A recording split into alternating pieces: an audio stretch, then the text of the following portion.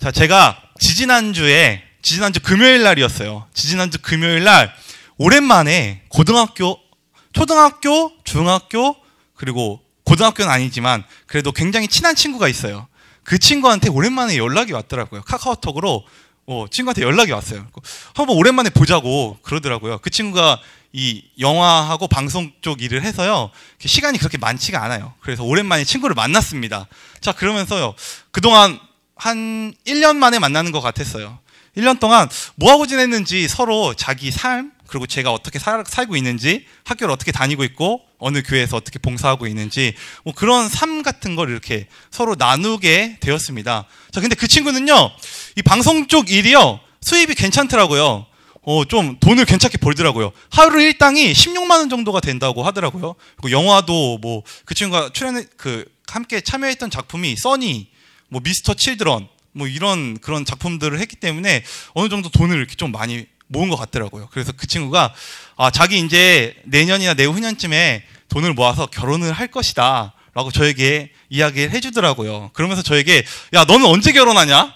너 언제 소식 있냐? 이렇게 물어보더라고요. 저는 저의 어떤 현실적인 생활, 저희가 지금 어떻게 살고 있는지 이런 것들에 대해서 제가 그 친구한테 막 이야기를 하기 시작했어요. 근데 그 친구가 제 이야기를 들으면서 굉장히 애처로운 듯한 눈빛으로 저를 이렇게 보더라고요. 그래서 제가 얘가 왜 나를 이렇게 애처로운 듯한 눈빛으로 나를 쳐다보나 라고 제가 속으로 생각했어요. 그 친구 이렇게 얼굴 표정이, 제가 그 친구를 이렇게 얼굴 표정을 좀 읽어봤는데 이렇게 좀, 야, 너 그렇게 해서 어떻게 살래? 약간 그런 걱정의 눈초리. 야, 너 옛날에 그렇게 안 살았잖아. 막 이런 눈초리로 이렇게 저를 보더라고요. 그 친구가 이렇게 생각했던 것 같아요. 야, 한 번뿐인 인생인데, 야, 너처럼 그렇게 재미없게 살면 되겠냐? 그 친구가 저를 봤을 때는요, 제가 이렇게 속박되어 있는, 어디에 이렇게 속박돼서 돈도 제대로 못 벌고, 막, 사람다운 생활을 저의 나이 때 누려야 될 그런 생활들을 못하고 그렇게 사는 것처럼 저를 이렇게 보더라고요. 자, 그 친구가 이렇게 한 번뿐인 인생인데 재미있고 즐겁게 살다 가면 좋은 것 아닌가. 야, 인생 별거 있냐? 대충 그런 눈빛이었어요. 자, 인생이 다 그렇고 그런 거지.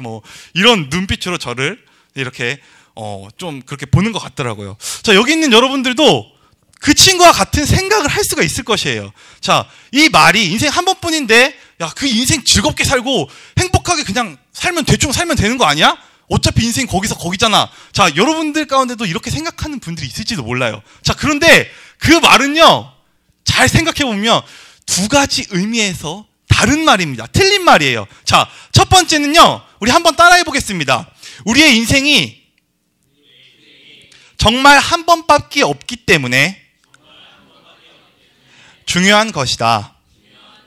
자, 만약에요, 인생이 우리에게 5번, 6번, 7번 주어진다면요, 우리가 시행착오를 하면서 대충 막 살아도 될 것이에요. 그런데요, 우리의 인생은요, 정말 딱 한 번밖에 없기 때문에 우리는요, 인생이란 이 시간을요, 허비해서는 안 됩니다. 정말로 인생이란 그 한 번의 시간이 중요하기 때문에 우리는 막 살 수 없는 거예요. 정말 중요하게 살아야 되는 것입니다. 자, 이것 때문에 그 친구의 그 생각이 틀렸을 수도 있어요. 자, 그리고 두 번째, 우리 또 한번 따라해 보겠습니다. 나의 인생 가운데 나를 만드신 창조주가 계시고 그가 나를 향한 계획을 가지고 계시기 때문에 우리는 막 살면 안 된다. 자, 우리를 만드신 창조주가 있고요, 그 창조주가 우리를 향한 계획을 갖고 있기 때문에 우리가 막 살면 안 돼요. 자, 여러분들이 만약에 그냥 우연히 발생한 존재라면요, 여러분 그냥 막 살아도 돼요. 그냥 이 세상 사람들이 그냥 막 사는 것처럼 여러분 나가서 막 방탕하게 막 살아도 돼요. 그런데 그게 아니라 성경은요, 분명하게 하나님이 인간을 지으셨고 그 인간을 향한, 우리 각자 개인을 향한 부르심, 그 계획을 가지고 있다라고 성경은 분명히 이야기를 해주는 것입니다. 자, 우리 함께 시편, PPT가 나오나? 자, 우리 시편 139편 13절부터 16절까지 앞에 화면 보이시죠? 우리 함께 읽도록 하겠습니다. 자, 시작! 주께서 내 내장을 지으시며 나의 모태에서 나를 만드셨나이다. 내가 주께 감사하옴은 나를 지으심이 심히 기묘하심이라. 주께서 하시는 일이 기이함을 내 영혼이 잘 아나이다. 내 형질이 이루어지기 전에 주의 눈이 보셨으며 나를 위하여 정한 날이 하루도 되기 전에 주의 책에 다 기록되었다이다. 자, 오늘 말씀을 보십시오. 여러분들이요, 엄마 뱃속 그 이전부터 하나님이 여러분들을 계획하고 계셨다 그래요. 그리고 여러분들이 태어나기 이전부터요, 하나님이 여러분들을 향한 계획들을, 그 플랜들을 다 만들어 놓고 계신 거예요. 자, 우리가 그냥 지어진 존재가 아니라는 뜻입니다. 자, 제가 예전에 한번 말씀드린 것 같아요. 비유적으로 말씀드렸죠. 이 마이크를 가지고 제가 한번 비유적으로 설명을 해드렸죠. 이 마이크의 목적이 뭐죠? 저희의 목소리를 확대시켜서 여러분들에게 들려드리는 것이 이 마이크의 목적이죠. 자, 이 마이크의 목적을, 제가 만약에 이 마이크를요, 자, 이런 식으로 안마기로 쓴다 그러면요, 이 마이크는 제대로 쓰임 받는 것일까요? 그렇지 않습니다. 자, 인간도 마찬가지예요. 하나님이 우리를 지으신 그 목적이 있기 때문에 우리가 그 하나님의 계획 가운데 들어가지 않으면요, 우리는 제가 마이크를 안마기로 쓴 것처럼 그냥 그렇게 그 쓸모없는 인생으로 그냥 그렇게 살 수 있을 것입니다. 자, 인생에 있어서 중요한 것이 무엇입니까?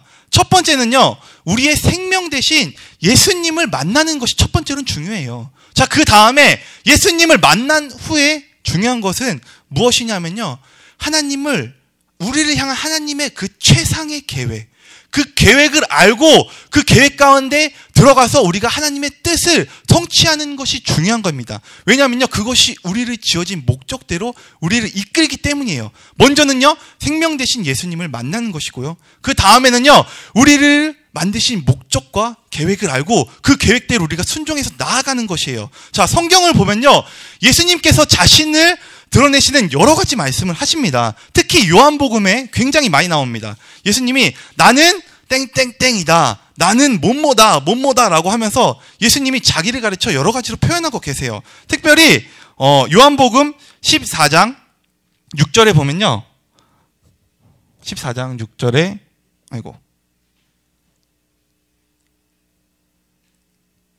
요한복음 14장 6절에 이렇게 얘기하고 있습니다. 예수님이 하신 말씀이에요. 내가 곧 길이요 진리요 생명이다 라고 이야기를 합니다. 자, 오늘의 이 말씀 가운데서 진리라는 것이 얼마나 중요합니까? 자, 진리라는 것은 모든 사람들이 알아야 되는 사실이에요. 자, 진리라는 거 굉장히 중요합니다. 자, 그리고 또 생명이 얼마나 중요합니까? 제가 이번 주 내내 병원에 있었습니다. 어머니가 병원에 입원하시는 바람에 병원에 계속 있었는데요, 병원에 있으면서 제가 무엇을 느끼냐면요, 사람이요, 아프면요 아무 소용이 없어요.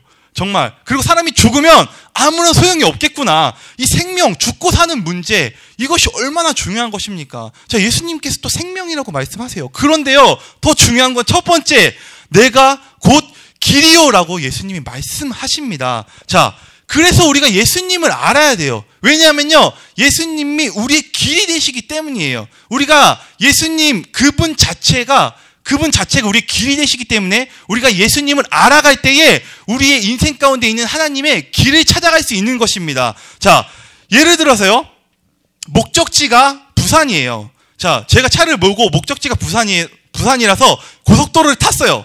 자, 근데 잘못 고속도로를 탔는데 이 고속도로가 춘천 고속도로를 탔어요. 자, 그러면 제가 춘천으로 가겠죠. 목적지는 부산인데 춘천으로 가겠죠. 자, 그러면 어떻게 해야 될까요? 차를 돌려야 돼요. 차를 돌려서 경부 고속도로로 가야 되겠죠. 그러면 그 목적대로 제대로 갈 수 있는 것입니다. 자, 인생에서 하나님의 뜻을 아는 것이 왜 중요합니까? 하나님의 계획대로 우리가 선택하는 것이 왜 중요하냐면요, 그렇게 가야지만요, 우리가 제가 예화를 드렸듯이 춘천 고속도로로 가는 것이 아니라 경부 고속도로, 그 고속도로대로 들어갈 수 있는 것이에요. 그 계획을 아는 것이, 가는 길을 알아야 되는 것입니다. 자, 여러분 어떠십니까? 지금 여러분의 살고 계신 그 모습 가운데 여러분 만족하십니까? 지금 여러분들 지금 삶의 모습에 만족하고 계십니까? 누가 저에게 제가 한 질문과 똑같은 질문을 저에게 한다면요, 저는요 당연히 노라고 할 것이에요. 누군가 저에게 야, 너는 지금 너의 모습에 만족하냐? 너의 지금 그 모습이 최상의 모습이야? 라고 저에게 물어본다면요, 저는요 아니요, 아니 라고 분명하게 얘기할 것입니다. 왜냐하면요, 저는요 하나님의 최상의 부르심 가운데로 계속적으로 나아가고 있기 때문이에요. 자, 여러분들의 지금 살고 있는 그 모습이요, 하나님의 최고의 원하시는 그 모습이 아닐 것이에요. 여러분들을 향한 하나님의 최고의 길이 분명하게 있을 것입니다. 자, 만약에 저와 여러분이 하나님의 부르심을 깨닫고 그 길로 계속 간다면요, 우리는요 이 땅 가운데서 하나님의 최상의 부르심을 성취할 수 있을 것이에요. 저는요 오늘 여러분과 함께 이 성경에서 이야기하는 세 가지의 길에 대해서 함께 은혜를 나누고자 합니다. 자, 우리의 인생에 세 가지의 길이 있다라고 제가 말씀드렸죠. 자, 첫 번째 인생의 길입니다. 우리 한번 따라해 보겠습니다. 우리 인생에는 절대로 가서는 안 되는 길이 있다. 자, 첫 번째, 우리 인생의 길에는요 절대로 가서는 안 되는 길이 있습니다. 자, 이 길을 걸어가는 사람들에게는요 어떤 일이 발생하면요, 환난, 그리고 곤고하고 궁핍하고 고생투성이에요. 그리고 어려움이 이 길을 걸어가는 사람들에게는 계속적으로 와요. 자, 이 길은요 하나님이 계획하신 길이 아니에요. 자, 시편 1편 1절 우리 한번 같이 읽어보도록 하겠습니다. 자, 시작. 복 있는 사람은 악인들의 꾀를 따르지 아니하며 죄인들의 길에 서지 아니하며. 자, 오늘 시편 1편에서 길에 대해서 이야기를 하고 있어요. 자, 그런데 복 있는 사람은, 이 복은 하나님의 복이에요. 이 복 있는 사람은요 어떤 길을 따라가지 않는다고요? 죄인들의 길에 서지 않는데요. 자, 인생에는요 죄인들의 길이 있어요. 자, 이 길은 절대 가서는 안 되는 것입니다. 한번 보세요. 자, 여기서 복 있는 사람이라고 이야기를 합니다. 자, 근데 이 죄인들의 길을 가면요 복 없는 사람들이 되는 것이에요. 복 없는 사람이 되는 것입니다. 그래서 고생하는 삶을 사는 것이에요. 자, 만약에 우리가 이 길을 가고 있다면요, 심지어는요 하나님을 믿는다고 하면서도요 이 길 가운데 들어갈 수가 있어요. 자, 이 길 가운데 하나님을 믿는다고 하면서도 이 길 가운데로 가면요 분명한 것이 그 인생 가운데 어려움이 있습니다. 제가 아까 말씀드렸듯이요, 공고, 환난, 궁핍 이런 것들이 그의 삶 가운데 있을 것이에요. 죄인들 하나님을 믿으면서도 죄인들의 길을 계속적으로 걸어가고 있으면요. 자, 잠언 7장에 보면요 이 길에 대해서 또 다르게 설명하고 있는데요, 제가 한 10월 정도부터 지난주까지 계속적으로 잠언 말씀만 하루에 한 장씩 계속 묵상을 했어요. 한 3, 4개월 정도 잠언 말씀을 계속 묵상했는데요, 한 2번 통독한 것 같은데, 이 잠언 7장에 보면요 어떤 한 남자가 나와요. 근데 이 한 남자가 그 강교한 여인의 꾀를 받아서 자꾸 죄악된 길로 계속 가는 거예요. 근데 잠언 말씀에, 하나님의 말씀에 그 남자를 가르쳐서 어떻게 표현하고 있냐면요, 소가 도살장에 끌려간다 라고 표현되고 있어요. 자, 죄인들의 길을 가는 것이 바로 이것입니다. 제가 이 말씀을 준비하면서 이 잠언 7장을 묵상하면서 하나님이 저에게 한 사람을 떠오르게 하셨어요. 좀 가슴 아픈 얘기인데요, 제가 중학교 때 가장 친했던 친구가 있었어요. 자, 지지난주 금요일날 만났던 친구랑, 그리고 그 친구랑 저랑 이렇게 셋이서 중학교 때 삼총사였거든요. 근데 이 중학교 때 이 친구가 노는 걸 너무 좋아해요. 노는 걸 너무 좋아하고, 뭐 그때 그 나이에 하지 말아야 될 일들, 뭐 훔치는 것들, 훔치거나, 뭐 제가 막 그 친구랑 같이 다니면서 이렇게 나쁜 짓을 굉장히 많이 했어요. 그 친구 이렇게 따라다니면서 나쁜 짓을 굉장히 많이 했는데, 막 훔치고 막 이렇게 안 좋은 짓들 그 나이에 하지 말아야 되는 거의 많은 짓들을 그 친구와 함께 막 했어요.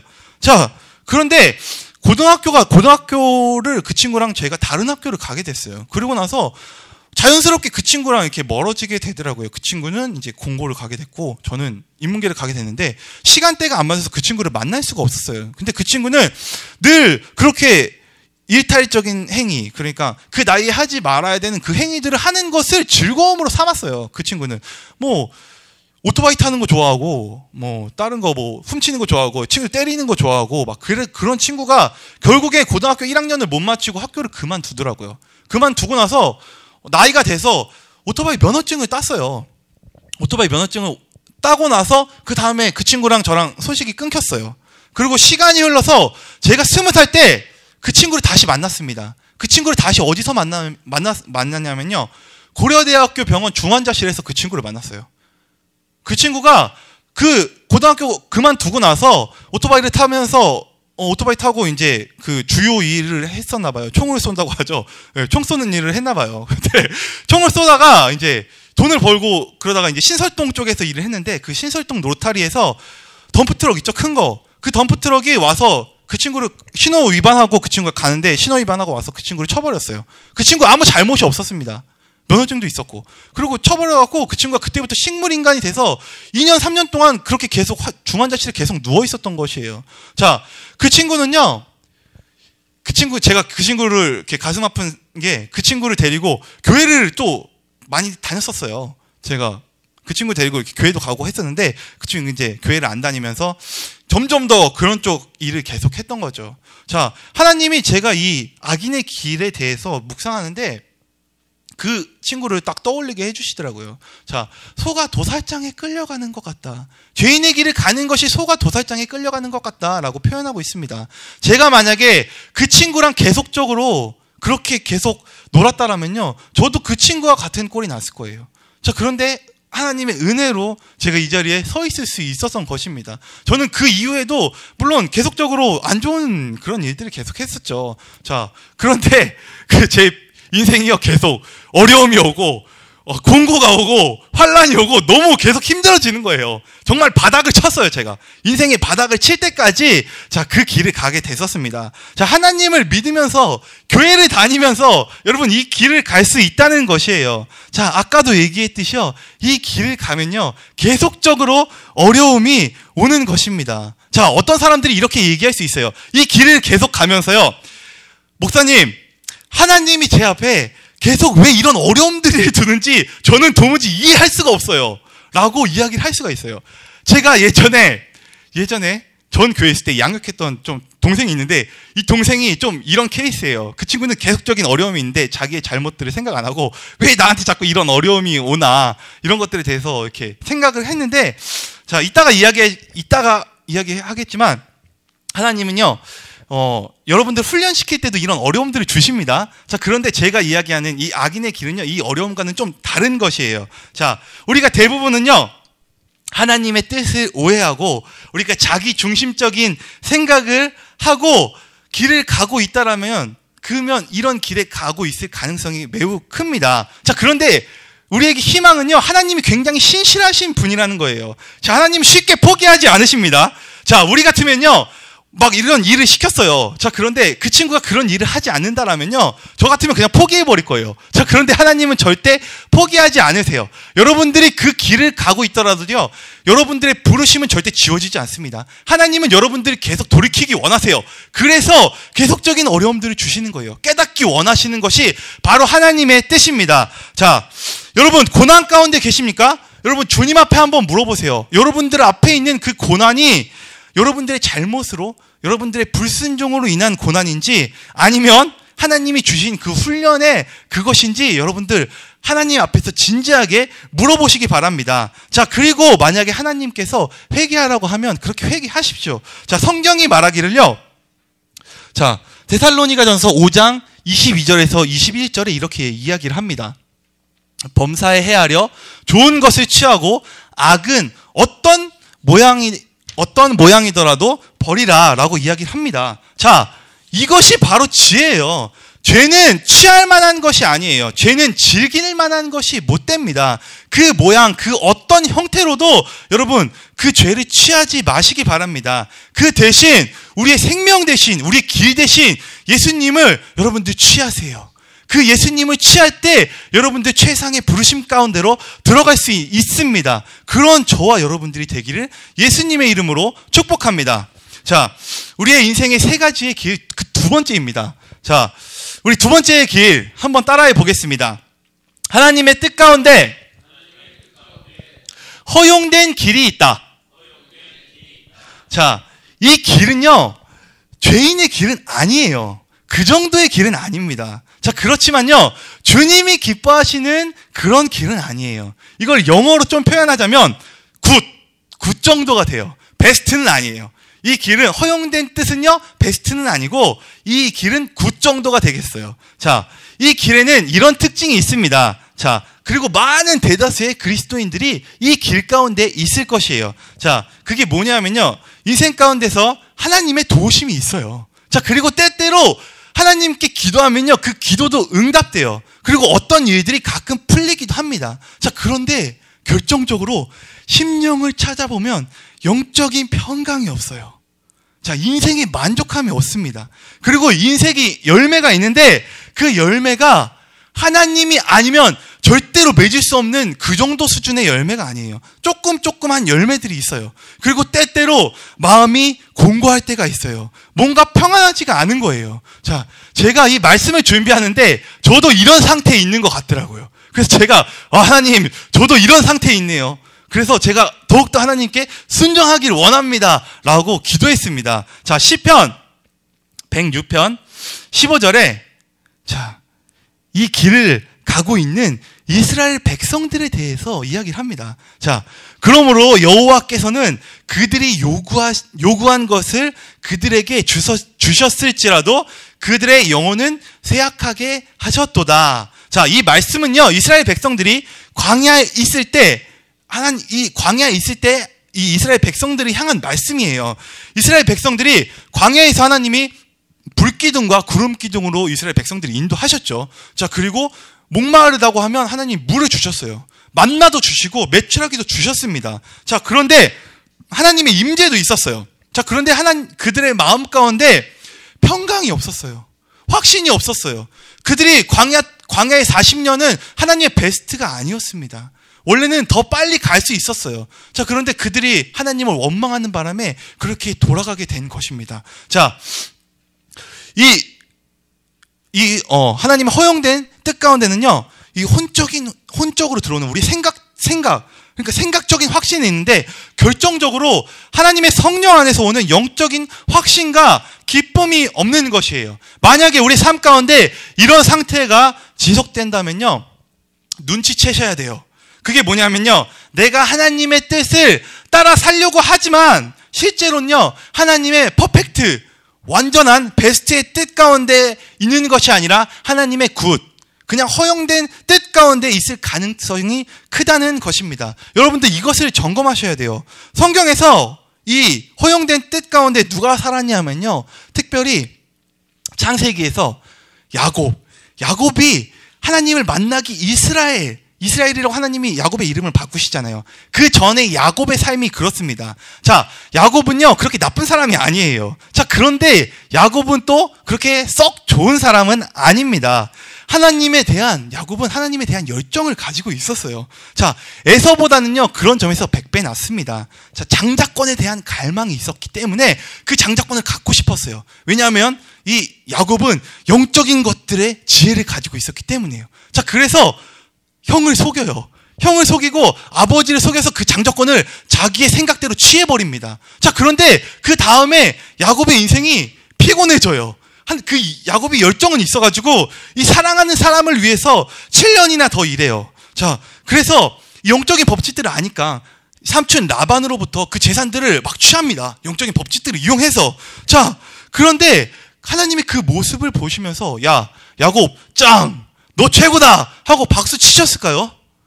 네, 저는 그렇게 생각하지 않습니다. 그런 야곱의 모습을 보시면서 하나님은 안타까워 하셨을 것이에요. 자, 그래서 야곱이 이 삼촌 집을 떠나서 다시 이 에서 그리고 고향으로 돌아가게 되잖아요. 자, 그래서 그가 야복강에서 하나님을 만납니다. 그리고 그 야곱에게 하나님이 네가 누구냐라고 하나님이 야곱에게 물어보시죠. 그때 야곱이 옛날 같았으면 그랬을 것이에요. 자, 내가 지혜롭습니다. 내가 하나님에 대한 열정이 있습니다. 라고 이야기를 했을 것이에요. 근데 야곱은요, 그때 야복강에서 그렇게 얘기를 해요. 자, 내가 야곱입니다. 내가 속이는 자입니다. 지금까지 열심히 살았지만 그것이 최상의 길이 아니었던 것을 이 야곱도 알았던 것이에요. 내 힘과 내 능력으로 살아왔습니다. 그래서 그때 하나님 앞에 이 야곱이 항복한 것이에요. 그리고 나서 하나님께서 이 야곱을 이스라엘로 바꿔주셔서 그 다음에 이 야곱의 인생 가운데 진짜 축복의 길이 열리기 시작한 것입니다. 자, 여러분께 그렇게 물으실 수 있어요. 여러분께서 저에게 그렇게 물으실 수 있어요. 제가 하나님의 뜻 가운데 있는 것인지 아닌지, 하나님의 온전한 베스트의 부르심 가운데 살 수 있는 것인지, 살고 있는 것인지 아닌지 어떻게 알 수 있습니까? 라고 저에게 물어볼 수 있어요. 자, 이것에 대해서는요, 제가 한 분을 소개해드리고 싶어요. 제가 굉장히 좋아하는 목사님이에요. 자, 여기 사진이 3개가 있죠? 자, 이 목사님은요, 케네스 해긴이라는 목사님이에요. 이분이 지금 돌아가셨는데요. 1917년도에 태어나셔서 이 미국의 굉장히 영적인 거장이세요. 이분이 책을 굉장히 많이 쓰셨거든요. 자, 근데 이분이 영적으로는 지혜가 되게 많고 굉장히 영향력 있는 분이에요. 이분이랑 같이 동시대에 동역했던 그런 분들 중에 오랄 로버츠 목사님, T.L. 오스본 목사님이 있는데, 오랄 로버츠 목사님은 지금 여의도 순복음교회 조용기 목사님에게 가장 큰 영감을 준 목사님입니다. 그 정도 수준의 굉장히 큰 영적인 거장이에요. 제가 굉장히 존경하는 목사님입니다. 저희 목사님도 그럴 거예요. 굉장히 존경하는 분일 거예요. 자, 이분이 그 하나님의 굿과 베스트를 어떻게 표현하고 있냐면요, 하나님의 굿, 그 뜻 가운데 있다면요, 허용된, 그분의 말을 인용하면요, 허용된 뜻 가운데 있는 것은 마치 양말을 신고 발을 씻는 것과 같은 느낌이다 라고 표현을 하고 있어요. 자, 발을 씻어야 되는 것은 아는데 양말을 신고 발을 씻는 것이에요. 자, 여러분, 양말을 신고 발을 씻어 보셨습니까? 안 씻어 보셨습니까? 굉장히 찝찝할 것 같아요. 자, 저는 양말을 신고 발을 씻어본 경험은 없는데 안경을 쓰고 세수를 한 경험은 있어요. 근데 굉장히 찝찝하죠. 네, 세수하는 것 같지도 않고 뭔가 굉장히 기분이 안 좋습니다. 자, 이런 것과 같은 느낌이라고 이 해긴 목사님이 이야기를 하고 있어요. 하나님의 허용된 뜻 가운데 있으면요, 양말을 신고 발을 씻는 것과 같은 느낌. 자, 그런데 이런 영적인 거장들도 하나님의 최상의 길 가운데 있지 않았어요. 자, 그래서 이분이 이야기를 하거든요. 나도 최상의 길이 아닌 하나님의 허용된 뜻 가운데 오랫동안 살았습니다. 자, 이분이 12년 동안 목회를 했어요. 그리고 이 마지막에 12년 동안 목회를 하는데, 그 교회 마지막으로 한 그 목회지가 굉장히 교회도 성장하고 또 어떤 영적인 풍성함들이 있었어요. 가족들도 다 만족하고 자기도 만족하고 있었어요. 자, 그런데 어느 날 갑자기 마음이 불편한 거예요. 마음이 갑자기 불편해요. 그래서 하나님, 지금 이 마음의 불편함은 뭐 때문에 오는 것입니까? 라고 그분이 하나님 앞에 물어봤어요. 그런데 하나님이 그분 가운데 이렇게 얘기를 하시는 거예요. 나는 네가 거기서 목회하는 것을 최상의 부르심으로 부르지 않았다. 그것을 계획하지 않았다라고 말씀을 하시는 거예요.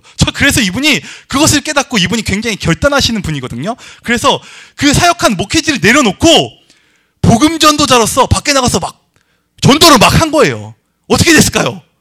막 영혼들이 막 전도됐을까요? 막 전도되었고 막 사람들이 막 구원을 얻고 막 교회가 막 이렇게 크게 됐을까요? 그렇지 않습니다. 쫄딱 망했어요. 복음 전도자로서 나가서 막 말씀을 전하는데 아무 사람도 자기 얘기를 듣지 않는 거예요. 자, 그래서 그분이, 하나님, 이게 어떻게 된 일입니까? 나는 당신이 나를 목회자로 부르지 않아서 내가 나가서 복음을 전했는데 지금 이것은 무엇입니까? 안 되지 않습니까? 그랬더니 하나님이 그분에게 말씀하시는 게, 야, 내가 언제 나가서 복음 전하라 했냐?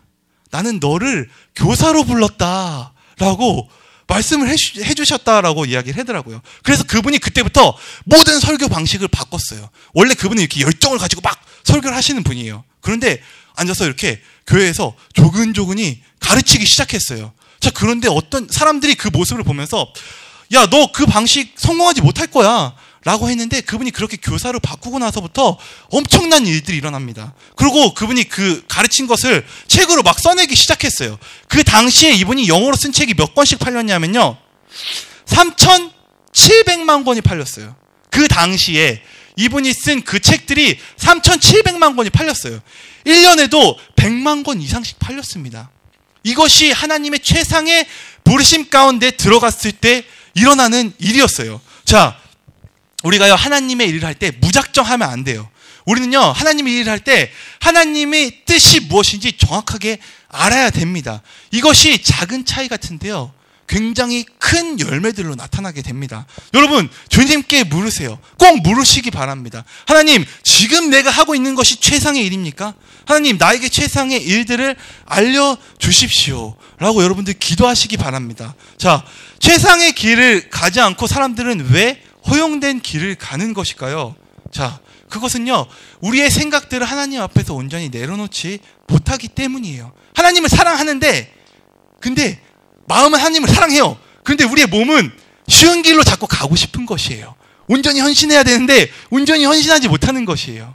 그래서 하나님의 최상의 부르심의 그 뜻 가운데 우리가 들어가지 못하는 것입니다. 자, 오늘부터라도요, 하나님께 온전히 헌신하고 순종하면서 하나님의 그 뜻 가운데로 들어갈 수 있기를 여러분들 축복합니다. 그리고 그런 저와 여러분들이 되기를 예수님의 이름으로 축복합니다. 자, 마지막 세 번째 인생의 길이 있습니다.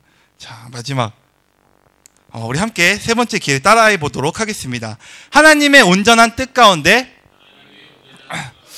사는 길이 있다.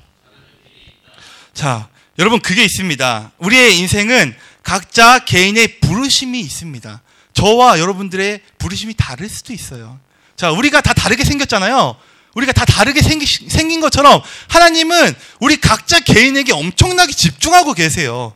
자, 그리고 우리의 각자 그 부르심을 따라서 온전한 계획들을 하나님 갖고 계십니다. 로마서 12장 2절에 이렇게 얘기를 해요. 너희는 이 세대를 본받지 말고 오직 마음을 새롭게 함으로 변화를 받아 하나님의 선하시고 기뻐하시고 온전하신 뜻이 무엇인지 분별하도록 하라. 자, 온전하신 뜻. 온전하신 뜻이 우리가 무엇인지 분별해야 돼요. 여기에서 이야기하는 것이 그 퍼펙트, 베스트, 우리를 향한 최고의 부르심, 그것입니다. 여러분, 그것을 우리가 분별해야 돼요. 자,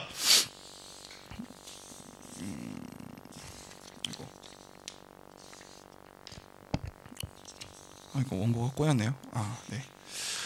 자, 근데 문제는요, 이 최상의 길을 가는 게 쉽지 않다는 것이에요. 자, 핵임 목사님도 이 최상의 길을 가는 사람이요, 목회자들 중에서도 10명 중에 1명 꼴도 나올까 말까 하다라고 이렇게 핵임 목사님이 이야기를 하더라고요. 이 최상의 부르심으로 못 가는 이유가 이 길이 쉽지 않기 때문이에요. 자, 근데 만약에 저와 여러분들이 이 최상의 길 가운데로 들어가면요, 어떤 일들이 일어나냐 하면요, 사무엘이 하나님의 최상의 길 가운데 갔을 때 그의 말이 하나도 땅에 떨어지지 않았다고 성경이 표현하고 있습니다. 그가 말하는 그대로 다 이루어졌어요. 자, 그리고 모세가 하나님의 80세가 되어서 하나님의 최상의 길 가운데 들어갔을 때 모세의 지팡이가 하나님의 능력이 됐어요. 그 지팡이로 모든 기적들을 다 행했습니다. 자, 그리고 베드로가 하나님의 최상의 길 가운데 갔을 때 한 번의 설교로 3,000명이 회개를 하는 역사들이 일어났습니다. 이 이외에도 하나님의 최상의 길 가운데 들어갔던 많은 선배들이 있습니다.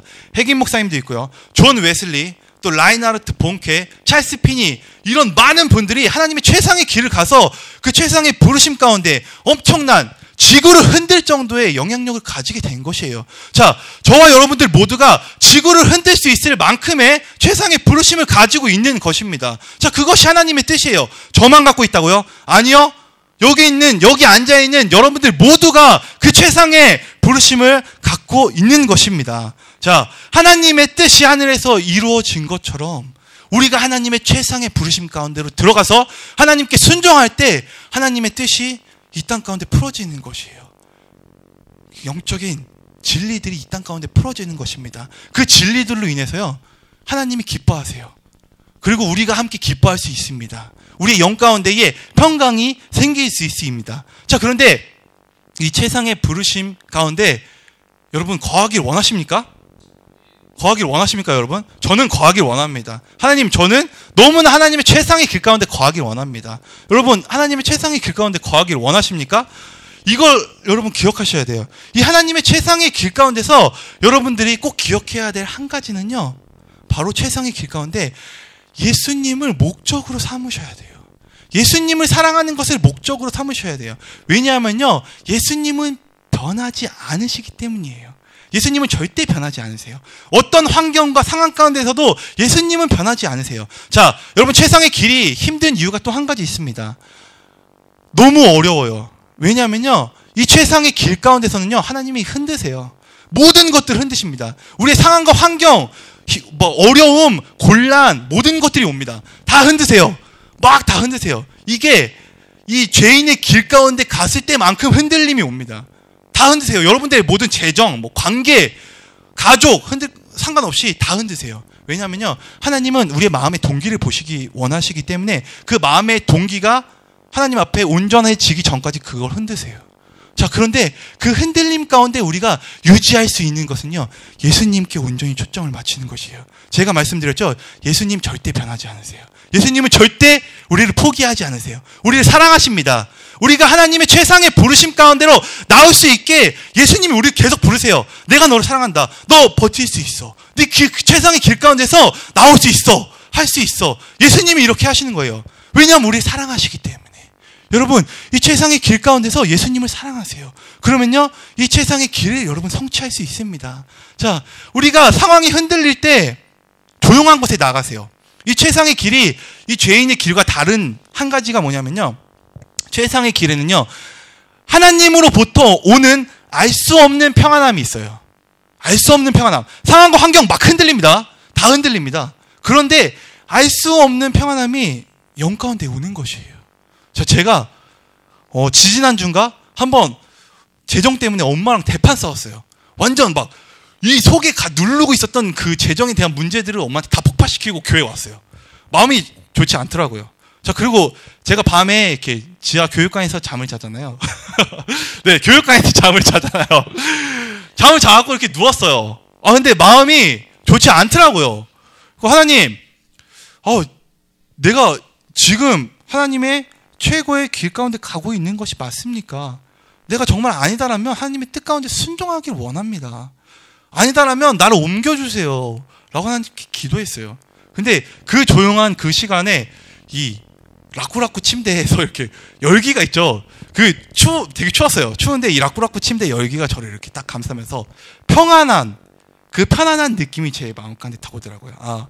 아직은 때가 아니다. 아직은 내가 이곳이 하나님이 나에게 주신 최고의 자리구나 라는 것을 내가 그때 제가 알 수 있었습니다. 자, 이것처럼요, 어려워요. 저 어렵습니다. 재정도 없고 막 왔다 갔다 하는 거. 오늘도 지하철 타고 오는데 너무 춥더라고요. 왜 이렇게 난방 안 틀어주는 거야? 막 문자를 보내가지고 네, 그분이 이렇게 히터를 틀 수 있게 제가 막 그렇게 했습니다. 자, 이렇게 오는데 힘들어요. 자, 왔다 갔다 하는 거 세연이가 저한테 막 물어봅니다. 강사님 안 힘드세요? 우리 학생들, 친구들이 저에게 물어봅니다. 힘듭니다. 힘들어요. 자, 그런데 저는 그 힘든 가운데서 하나님이 주신 영적인 평안함이 있어요. 제가 그 가운데서 그래서 계속 순종할 수 있는 것이에요. 헌신할 수 있는 것이에요. 앞으로 더 헌신하고 더 순종할 것입니다. 왜냐하면 그것이 하나님의 뜻이기 때문에. 제가 그 길 가운데로 계속적으로 가면요, 하나님이 저를 최상의 길 가운데로 인도하실 거다라는 것을 저는 알고 있어요. 여러분, 이런 최상의 길, 이런 것이 저뿐만이 아니라 여러분 삶 가운데 있기를 원합니다. 이런 영적인 평안함이 여러분들의 삶 가운데 있기를 원합니다. 성경에서 요셉이 그랬어요. 요셉이요, 17살에, 오늘 목사님이 얘기하셨죠? 17살에 꿈을 꿨어요. 그리고 꿈 꾸고 난 이후 그의 인생이 완전 뒤바뀝니다. 형들에게 막 팔리고 그는 열심히 속이지 않고 막 살려고 했는데 막 이렇게 모함받아서 감옥 가죠. 감옥 가서 꿈 해몽했는데 그 사람이 자기 잊어버려요. 막 이렇게 계속적인 어려움이 계속 와요. 자, 그런데 그 기간이 굉장히 길었어요. 요셉이 총리가 됐을 때 나이가 대략 30세 정도라고 합니다. 자, 13년이라는 세월 동안 요셉이 버텼어요. 인내했어요. 왜 그랬을까요? 그의 마음 가운데 하나님에 대한 중심이 있었어요. 그는 남들이 보지 않더라도 하나님이 나를 보고 계시다라는 그것을 알고 있었어요. 그래서 그 요셉이 그 17년이라는 기간, 13년이라는 그 기간을 버틸 수 있었던 것이에요. 자, 요셉이 그렇게 버텼습니다. 자, 이렇게 최상의 길 가운데서 여러분, 예수님께 초점 맞추지 않으면요, 흔들릴 수 있어요. 자, 이 최상의 길을 통과하는 비결은요, 예수님께 초점을 맞추는 것입니다. 하나님을 경외하는 것입니다. 자, 그런 마음이 저와 여러분들 가운데 있기를 예수님의 이름으로 축복합니다. 자, 오늘 설교가 오늘 좀 길어졌어요. 제가 원고를 막 되게 준비했는데 지금 막 빨리빨리 지금 막 넘기고 있거든요.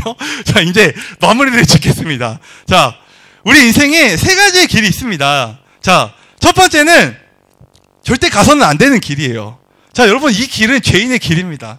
이 길을 가면 어려움이 분명하게 있어요. 자, 저의 삶이 그랬습니다.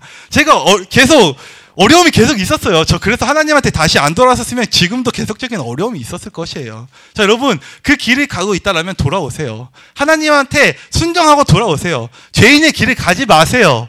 자, 이것이 첫 번째 길입니다. 자, 두 번째는요, 하나님의 허용된 길입니다. 자, 이 삶은 여러분들 부르심의 최상이 아니에요. 자, 여러분들, 하나님이 여러분들 허용된 뜻 가운데 살기를 원하지 않으세요. 하나님은 여러분들이 최상의 부르심을 성취하기를 원하십니다. 자, 세 번째는 마지막으로 최상의 부르심입니다.